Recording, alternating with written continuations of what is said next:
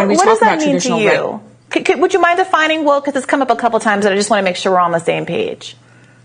So, I mean, woke is sort of the idea that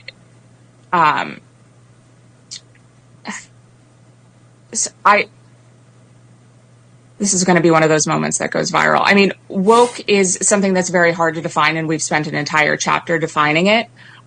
It is sort of the understanding that we need to totally reimagine and redo society in order to create hierarchies of oppression.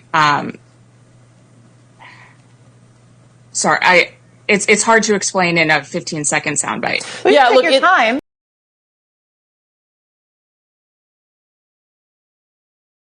That was ugly, to say the least. And it's true, because if you look at it, a lot of people, they don't know how to define these things, and it goes on both sides. This is not just a left issue or a right issue. I mean, there's plenty of things on the right that you look at, I mean, on the left rather, that you look at and you'd be like, these people are just saying it. They have no idea what they're talking about. They're like robots. But the same thing happens on the right.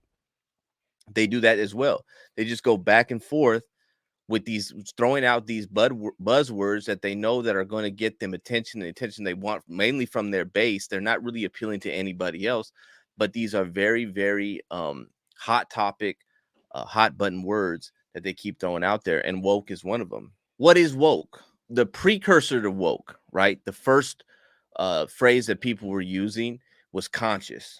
Many of you probably know, if you're old enough, you remember the word conscious when we were talking about conscious rap of the 90s.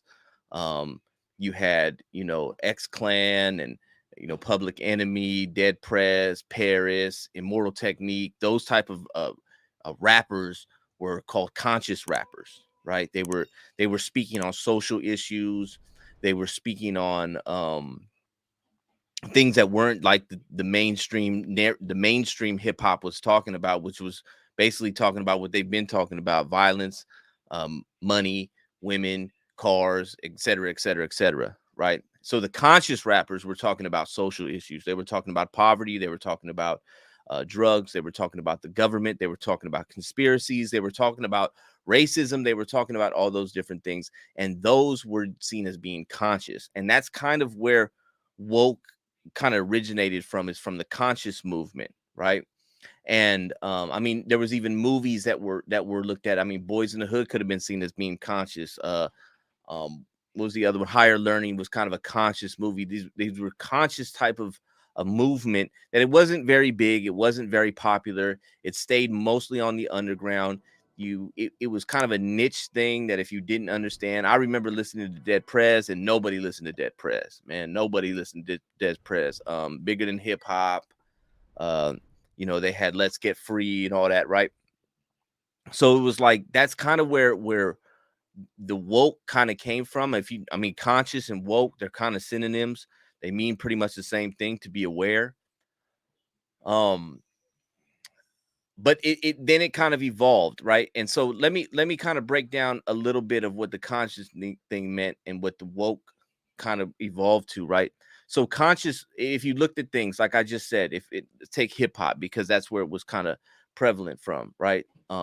At the conscious, the conscious rap, or the conscious narrative, was the minority. It was different from the mainstream narrative. Right. And this is the same thing in society. There was a mainstream narrative, something that you were given from people in the media, via communications, entertainment, your politicians, government, industry, big corporations. All these things they fed the mainstream narrative. Right. That was the mainstream of what everybody just knew to be true. And then you had the conscious narrative. These are the people that were seeing beyond it. They were trying to see what things really were, and through the agenda, or beyond the agenda that has been given them by the mainstream. An example of this would be 9/11, right? 9/11 happened, and the mainstream narrative surrounding 9/11 was that Osama bin Laden and Al-Qaeda attacked the United States specifically the World Trade Center, because they hate our freedom and our democracy and our values. That was the mainstream narrative. It galvanized the public. It brought us all together because we all believed that we were under an attack by a foreign enemy that simply hated us because we're American. It's 2023, so what, we're 21 years, about to be 21 years. That narrative that I just portrayed about 9/11, it sounds crazy to this day, right? It sounds crazy. But there were people that saw through that.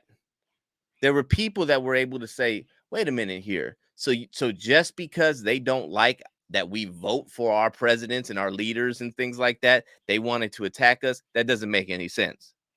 And then you started to come and started to understand, well, the United States has military bases all throughout the Islamic lands. That might make them mad, right? Then you started to see how they were kind of forcing their Western values on a people that it does not, it doesn't, what's the word I'm looking for? That's not the type of values that they bring to the table. So, or they want their people to have. So it doesn't mix, it doesn't mesh with them.